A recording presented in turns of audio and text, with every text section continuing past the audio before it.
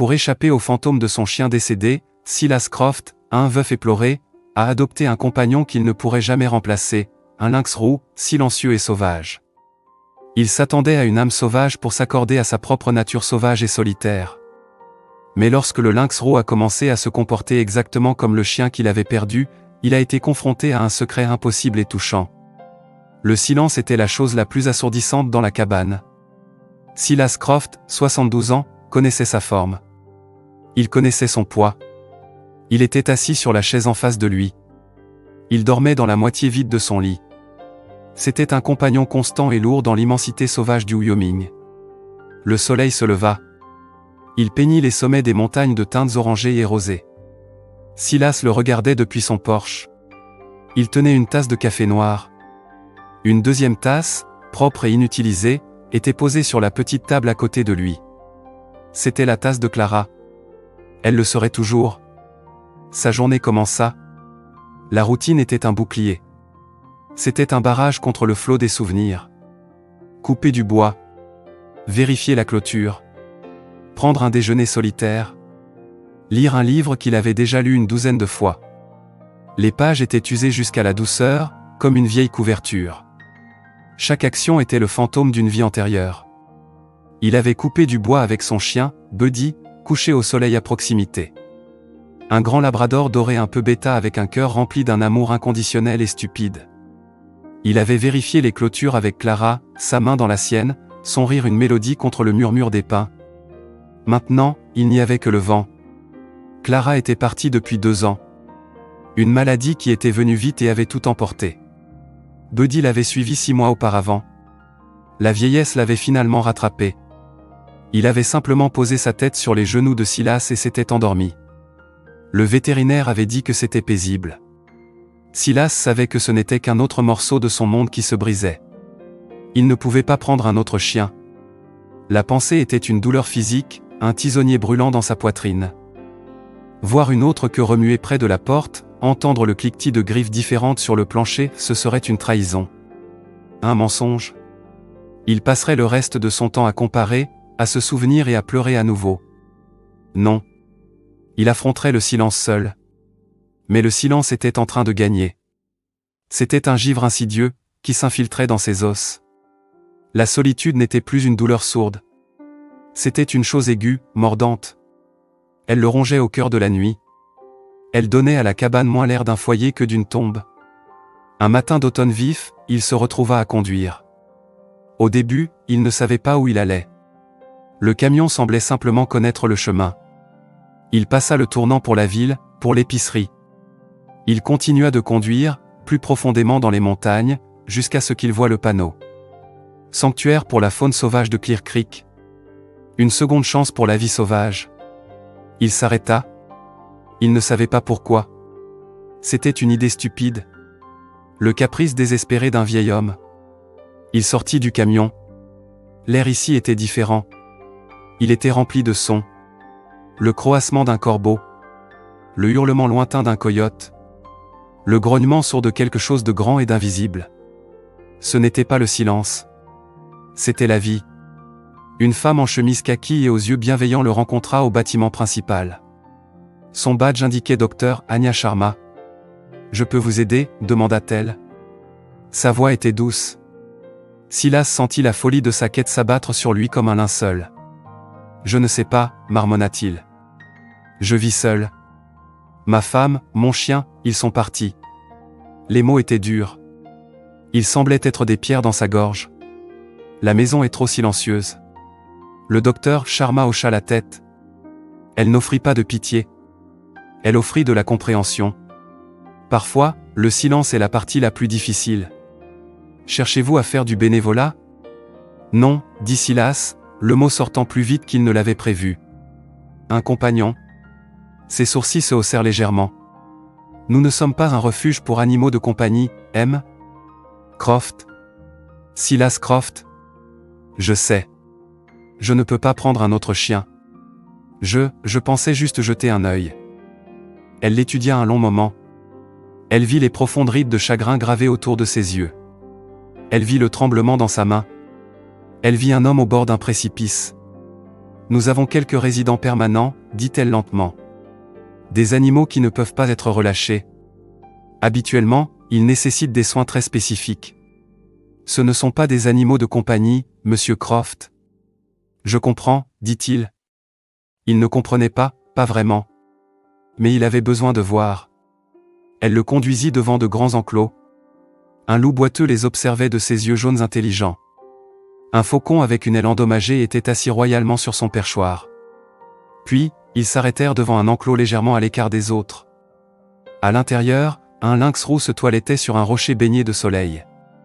C'était une créature d'une beauté à couper le souffle. Une mosaïque de taches or fauve, brunes et noires. Il avait des oreilles touffues qui tressautaient au moindre son et des yeux de la couleur du jade vert pâle. Il se déplaçait avec une grâce fluide qui parlait d'une puissance contenue. C'était la nature sauvage faite chair. Mais il y avait autre chose. Une immobilité. Une solitude. Les autres animaux semblaient agités, arpentant leurs enclos. Celui-ci semblait en paix avec son isolement. Il leva les yeux, son regard rencontrant celui de Silas. Il n'y avait aucune peur. Aucune agression. Juste une évaluation calme et tranquille. Dans ses yeux sauvages, Silas vit un reflet de sa propre âme. Il vit une créature qui avait été mise à l'écart, qui vivait dans son propre cercle de silence. Son nom est Kael, dit doucement le docteur Sharma. Il est ici depuis environ 1 an. Il est inhabituel. Très calme. Il reste dans son coin. Quelle est son histoire, demanda Silas, sa voix un murmure. C'est un résident permanent. Il ne peut pas être relâché.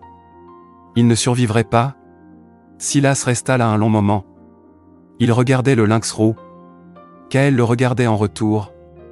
Une conversation silencieuse passa entre eux. Une reconnaissance d'une solitude partagée. Je le prends, dit Silas. Le docteur Sharma cligna des yeux. Monsieur Croft, je ne pense pas que vous compreniez. C'est un lynx roux. C'est un prédateur. Ce n'est pas un chat domestique. J'ai des terres, dit Silas, sa voix ferme maintenant. Résolu. Des kilomètres. Clôturé. Ma cabane est sécurisée. Je ne suis pas un idiot. Je sais ce qu'il est. Mais je sais aussi ce que je vois. Il regarda de la docteure au chat. Il est seul. Moi aussi. Le processus fut long et compliqué. Il y avait des formulaires. Des inspections de sa propriété. Des avertissements sévères. Le docteur Sharma était méticuleuse. Elle protégeait l'animal, et elle protégeait le vieil homme de sa propre impulsion étrange. Mais Silas était déterminé. Il renforça ses portes. Il sécurisa ses fenêtres. Il prouva qu'il comprenait les risques. Il offrait un foyer, pas une cage. Une solitude partagée, pas la vie d'un animal de compagnie. Finalement, le jour arriva. Le docteur Sharma et 2 membres du personnel arrivèrent avec une grande caisse. Ils amenèrent Kael dans la cabane. Ils ouvrirent la porte. Kael sortit. Ce n'était pas un chaton. C'était 40 livres de muscles et d'instincts enroulés. Il inspecta la pièce. Son nez frémit, captant 1 millier de nouvelles odeurs. Le vieux bois. La cheminée froide. Le fantôme persistant d'un chien. L'odeur d'un homme en deuil. Il parcourut le périmètre de la pièce principale. Ses pattes rembourrées ne faisaient aucun bruit. Il était une ombre se déplaçant dans l'espace.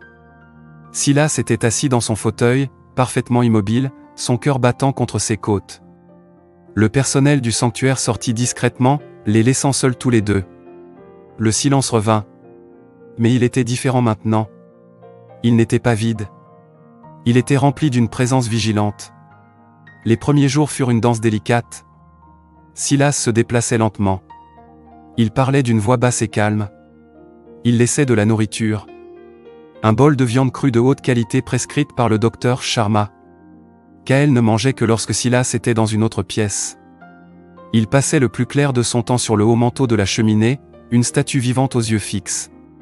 Silas n'essaya pas de le toucher. Il ne l'appela pas.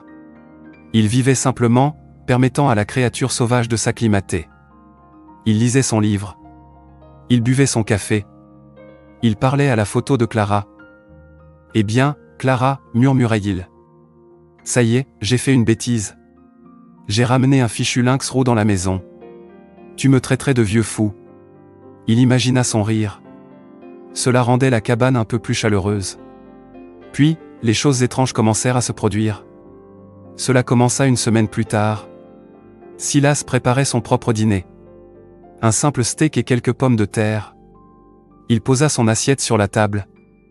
Il se tourna pour prendre un verre d'eau. Habituellement, c'était à ce moment que Kaël se glissait de son perchoir vers sa propre gamelle. Mais il ne le fit pas. Silas s'assit. Il regarda. Kaël était assis près de l'âtre. Il regardait Silas. Pas avec la faim d'un prédateur, mais avec une immobilité patiente. C'était étrange. Silas prit sa fourchette et prit une bouchée. Il en mangea une autre. Il termina la moitié de son repas. Ce n'est qu'alors que Kaël se leva, s'étira langoureusement et se dirigea vers sa propre gamelle pour manger. Silas se figea, sa fourchette à mi-chemin de sa bouche. C'était une petite chose. Une minuscule déviation. Mais c'était familier. Buddy faisait ça. Il attendait toujours que Silas commence à manger avant de toucher sa propre nourriture. Un comportement de meute. Un signe de respect pour l'alpha. Coïncidence, se murmura Silas. Juste une coïncidence. Quelques nuits plus tard, une tempête éclata. La pluie fouettait les fenêtres. Le vent hurlait comme un loup affamé. Silas attisait le feu. Il sentit une présence derrière lui. Il se tourna. Kaël se tenait à la porte arrière. Il ne faisait pas les 100 pas. Il ne pleurait pas. Il leva une seule patte rembourrée et gratta le bois. Un grattement doux et délibéré. Une fois. 2 fois. Le sang de Silas se glaça. C'était le signal de Buddy. Pas un grattement frénétique, mais une demande polie. Une qui signifiait qu'il avait besoin de sortir. Un lynx roux n'avait aucune raison de faire ça. Il répondrait simplement à l'appel de la nature là où il se trouvait s'il le fallait.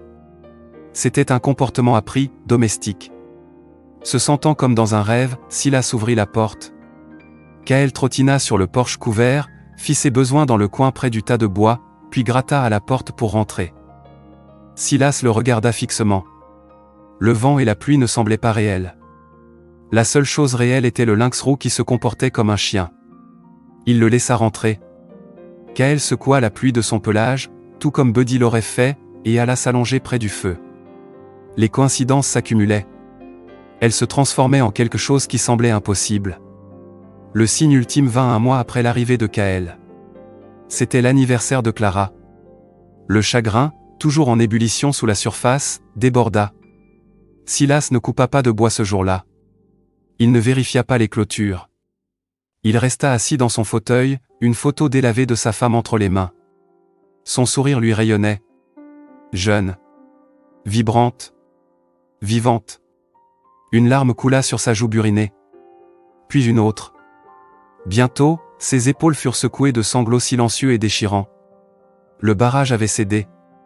La solitude était un vaste océan sombre, et il s'y noyait. Il ne remarqua pas le léger bruit de pas sur le plancher de bois. Il ne vit pas les yeux verts qui le regardaient, pleins d'une émotion étrange, indéchiffrable. Il sentit un léger coup de coude contre sa jambe. Il baissa les yeux. Kaël était là. Et dans sa gueule, tenue délicatement, se trouvait l'une des vieilles pantoufles en cuir usé de Silas. Il la laissa tomber doucement sur la botte de Silas. Il leva les yeux vers lui, et pour la première fois, Kaël émit un son qui lui était destiné. Pas un sifflement ou un grognement. Un faible grognement vibrant. Un son d'interrogation. De réconfort. Le monde s'arrêta. L'air quitta les poumons de Silas. La photo glissa de ses doigts. Buddy. C'était le geste de Buddy. Chaque fois que Silas avait été triste, ou malade, ou simplement silencieux, Buddy allait chercher une pantoufle. Il l'apportait comme un cadeau. Une offrande. Un remède poilu et baveux pour un cœur brisé. Un lynx roux ne pouvait pas savoir ça. C'était impossible. C'était un geste si spécifique, si profondément personnel, qu'il défiait toute logique. C'était un message d'un fantôme, délivré par un chat sauvage. Silas tendit une main tremblante. Il ne réfléchit pas. Il agit simplement. Il posa sa main sur la tête de Kaël, entre les oreilles touffues. Le pelage était épais et doux. Kael ne broncha pas. Il se pencha contre le contact, juste une seconde, et grogna à nouveau. Les sanglots s'arrêtèrent. Ils furent remplacés par une confusion profonde et bouleversante. Il regarda la pantoufle sur son pied. Il regarda le lynx roux qui s'installait maintenant près de sa chaise. Ce n'était pas un animal sauvage. Pas entièrement. C'était autre chose. Quelque chose de plus. Sa main tremblait en attrapant le téléphone. Il composa le numéro du sanctuaire. Il sonna 3 fois avant qu'une voix familière ne réponde. Clear Creek, Dr Sharma à l'appareil. Docteur, dit Silas, la voix rauque. C'est Silas Croft. Silas. Est-ce que tout va bien? Kael va bien? Il y avait une note d'inquiétude immédiate dans sa voix. Il va bien. Je ne suis pas sûr que ce soit mon cas. Il prit une profonde inspiration. Je dois vous poser une question à son sujet. Vous avez dit qu'il était inhabituel. Vous avez dit qu'il ne pouvait pas survivre dans la nature. Vous ne m'avez jamais dit pourquoi. Il y eut une pause à l'autre bout du fil. C'est une histoire compliquée, Silas. Y a-t-il un problème? Non. Oui. Je ne sais pas, balbutia-t-il, se sentant comme un fou. Mon lynx roux se comporte comme un chien. Mon chien. Mon chien décédé. Il raconta les événements. L'attente pour le dîner. Le grattement à la porte. Et finalement, l'histoire impossible de la pantoufle. Il raconta tout, sa voix se brisant d'un mélange d'émerveillement et d'incrédulité. Il s'attendait à ce qu'elle lui dise qu'il était un vieil homme solitaire, voyant des schémas qui n'existaient pas. Il s'attendait à ce qu'elle soit sceptique. Au lieu de cela, il y eut un autre long silence. Quand elle parla enfin, sa voix était pleine d'un émerveillement doux et triste. « Oh, Silas, dit-elle. J'aurais dû vous raconter toute l'histoire. Je ne pensais tout simplement pas que c'était pertinent. Kael n'est pas seulement un lynx roux. Que voulez-vous dire? Son nom n'a pas toujours été Kael, commença le docteur Sharma, sa voix prenant une cadence de conteuse. Pendant les 2 premières années de sa vie, son nom était Patch. Elle lui raconta l'histoire. Un incendie de forêt avait ravagé une section de la forêt nationale. Une mère lynx roux avait péri. Un garde forestier, inspectant les dégâts, trouva un unique, minuscule chaton taché de fumée miaulant pitoyablement près d'une bûche calcinée. Il avait à peine 1 semaine, ses yeux encore scellés. C'était un orphelin, à quelques instants de la mort. Le garde connaissait une famille en bordure de la forêt. La famille Miller. C'étaient de bonnes personnes. Plus important encore, leur labrador doré, une âme douce nommée Sadie, venait de donner naissance à sa propre portée. C'était un pari risqué, une idée folle, mais c'était la seule chance du chaton. Il apporta la petite créature tachetée au Miller. Sadie, le ventre plein de lait et le cœur plein d'instinct maternel, ne sembla pas remarquer la différence. Elle renifla le chaton à l'odeur étrange, lui donna un coup de langue rude et nettoyant, et le poussa vers sa tétine aux côtés de ses propres chiots dorés et potelés. Le chaton lynx s'agrippa. Il survécut. Il a grandi au milieu d'une portée de labrador, Silas, dit le docteur Sharma. Il a été élevé par une chienne. Il a appris d'une chienne. Il pensait qu'il était un chien. Silas se laissa tomber dans son fauteuil, le téléphone pressé contre son oreille. Il regarda Kael, qui somnolait maintenant près du feu. Un lynx roux qui se prenait pour un chien. Il a tout appris de Sadie et de ses chiots, continua le docteur Sharma. Il a appris à attendre son tour pour manger. Il a appris à demander à sortir. Il a appris à jouer, à socialiser, à faire partie d'une meute. Les Miller avaient un jeune fils, et Patch, comme il l'appelait, était son meilleur ami. Il le traitait comme un membre de la famille un peu étrange et incroyablement athlétique. Que s'est-il passé? Demanda Silas, sa voix à peine un murmure. Pourquoi l'ont-ils abandonné? La voix du docteur Sharma devint sombre. Il a grandi. Un chiot labrador qui devient trop brutal en jouant vous donne un coup de dent et un bleu. Un lynx roux qui ne connaît pas sa propre force, c'est une autre histoire. Un jour, il jouait à rapporter la balle avec le garçon. Un jeu auquel il avait joué 1000 fois. Mais il était plus grand maintenant. Plus fort. Il a sauté pour attraper la balle et a accidentellement renversé l'enfant. Sa griffe, tout à fait par accident, a attrapé le bras du garçon. Ce n'était pas un acte vicieux. C'était un accident de jeu. Mais la coupure était profonde. Elle a nécessité des points de suture. Les Miller avaient le cœur brisé. Ils aimaient Patch. Mais ils réalisèrent, avec une horreur naissante, qu'ils ne pouvaient plus le garder. Il n'était pas un danger parce qu'il était méchant, il était un danger parce qu'il était un lynx roux. Sa nature sauvage, une nature qu'il ne savait même pas qu'il avait, se réaffirmait physiquement. Les larmes aux yeux, ils prirent la décision la plus difficile de leur vie et le remirent au sanctuaire, les suppliant de lui trouver un endroit où il pourrait être en sécurité. Nous l'avons nommé Kael pour lui donner un nouveau départ, termina le docteur Sharma. Nous avons essayé de le réintroduire à d'autres lynx roux, mais il ne savait pas comment interagir. Ils étaient trop agressifs pour lui. Il avait peur. Il ne parlait pas leur langue. C'était une créature prise entre deux mondes.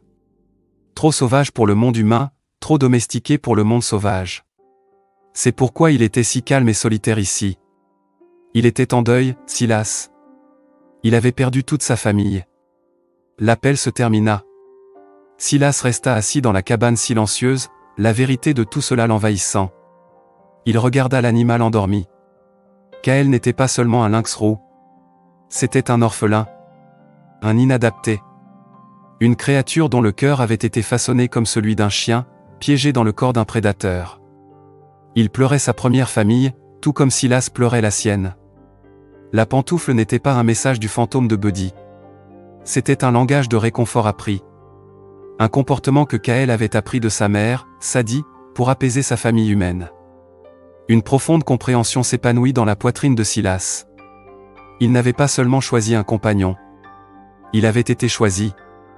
Il était la seule personne, peut-être, qui pouvait comprendre. La seule personne qui pouvait donner à Kael ce dont il avait besoin. Pas seulement un foyer. Mais les deux foyers.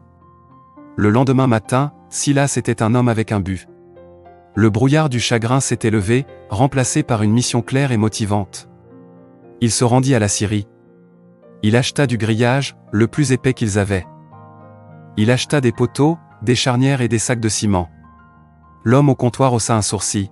« Vous construisez une forteresse, Silas ?» « Quelque chose comme ça, dit Silas avec un grand sourire. C'était la première fois qu'il souriait depuis des mois. Pendant les 2 semaines suivantes, il travailla. Il avait 72 ans, mais il travaillait avec la force d'un homme de la moitié de son âge. Il était alimenté par plus que du café. Il était alimenté par l'amour. Il mesura et creusa. Il mélangea le ciment et posa les poteaux. Il tendit et fixa le lourd grillage. Il construisit un immense enclos qui partait de l'arrière de sa cabane pour s'enfoncer profondément dans les bois. Il faisait 50 mètres de long et 20 de large, une immense parcelle de forêt maintenant sécurisée. Il y inclut des arbres pour grimper, des fourrés pour se cacher, et un grand rocher pour prendre le soleil au centre. Il construisit une porte spéciale et sécurisée qui se connectait directement à la pièce arrière de la cabane. C'était le paradis d'un lynx roux. Un endroit où Kael pouvait être Kael. Quand ce fut terminé, Silas ouvrit la nouvelle porte. Kael, qui avait observé toute la construction avec des yeux verts curieux, s'approcha prudemment du seuil. Il renifla l'air. Il regarda la parcelle de nature sauvage qui était maintenant la sienne. Il fit un pas hésitant, puis un autre. Et puis il courut. Il explosa en mouvement, une traînée de fourrure fauve. Il sprinta sur toute la longueur de l'enclos, ses pattes puissantes dévorant le sol. Il sauta, se lançant sans effort sur une branche de pin basse. Il grimpa haut dans les arbres, 1 mètre de son monde vertical. Il traqua les feuilles mortes et bondit sur des souris imaginaires dans le sous-bois. Silas regardait, son cœur se gonflant d'une joie qu'il pensait ne plus jamais ressentir. Il regardait le côté sauvage de Kael prendre vie. Les instincts qui avaient été dormants étaient maintenant libres de s'exprimer, en toute sécurité. Mais le chien demeurait. À l'intérieur de la cabane, leur routine continuait. Kael attendait toujours que Silas mange en premier. Il grattait toujours à la porte, bien que maintenant ce fût la porte de son nouveau royaume. Il passait ses soirées non pas sur le manteau de la cheminée, mais sur le tapis de l'âtre, une présence chaude et solide près du feu. Il permettait à Silas de le gratter derrière ses oreilles touffues. Il se penchait contre le contact et laissait échapper ce grognement bas et ronronnant qui était son unique de contentement. Un soir, Silas trouva la vieille balle de tennis baveuse de Buddy sous le canapé. Un pincement de tristesse le frappa, mais il était plus doux maintenant. Sur un coup de tête, il la lança doucement à travers la pièce. La tête de Kael se redressa d'un coup. Ses instincts se battirent pendant une seconde. Le prédateur et le rapporteur. Le chien gagna. Il bondit sur la balle, la frappa avec ses pattes, puis, la prenant maladroitement dans sa gueule, il la rapporta et la laissa tomber près des pieds de Silas. Silas éclata de rire. Un vrai rire profond qui secoua tout son corps. Kael leva les yeux, inclinant la tête comme pour dire « Est-ce que j'ai bien fait ?»« Tu as bien fait, mon garçon, » dit Silas, la voix chargée d'émotion. « Tu as fait ça très bien. » Leur lien s'est forgé dans l'espace entre deux mondes. Ils formaient une meute de deux. Un homme seul et un lynx roux qui se prenaient pour un chien. Ils comblaient les vides dans la vie de l'autre. Le silence dans la cabane avait disparu pour toujours. Il fut remplacé par le léger bruit des pattes, le grognement heureux d'un ami étrange et le son du rire d'un vieil homme. Quelques mois plus tard, Silas appela le docteur Sharma. « J'ai une demande étrange, dit-il. » Il demanda les coordonnées de la famille Miller. Il voulait qu'il voie Kael. Qu'il sache qu'il allait bien. Le docteur Sharma, après avoir obtenu la permission de la famille, organisa la rencontre. Un samedi, une voiture s'arrêta dans la longue allée. Un homme, une femme et un garçon d'environ 10 ans en sortirent. Ils avaient l'air nerveux. Anxieux. Silas les accueillit sur le porche. « Merci d'être venu, dit-il simplement. »« Nous le devions, » dit la mère, les yeux déjà embués. « Nous pensons à lui tous les jours. Nous l'appelions Patch. » Silas les fit entrer. Il avait Kael dans la cabane avec lui. Le lynx roux était couché près du feu. Il leva la tête lorsque les étrangers entrèrent. Il se leva, le corps tendu. La famille Miller se figea à la porte. Ils virent non pas un animal de compagnie, mais un prédateur sauvage adulte. Le garçon, dont le bras portait une cicatrice fine et argentée, se cacha derrière son père. « Tout va bien, » dit doucement Silas. « Restez immobile. » Kael regarda les visages. Ses oreilles tressautèrent. Son nez travaillait, déchiffrant les odeurs familières. Il fit un pas hésitant en avant. Puis un autre. Il marcha jusqu'au garçon. Le garçon sursauta, mais son père posa une main rassurante sur son épaule. Kael s'arrêta à un pied de lui. Il regarda le visage du garçon. Et puis, il laissa échapper un faible grognement familier.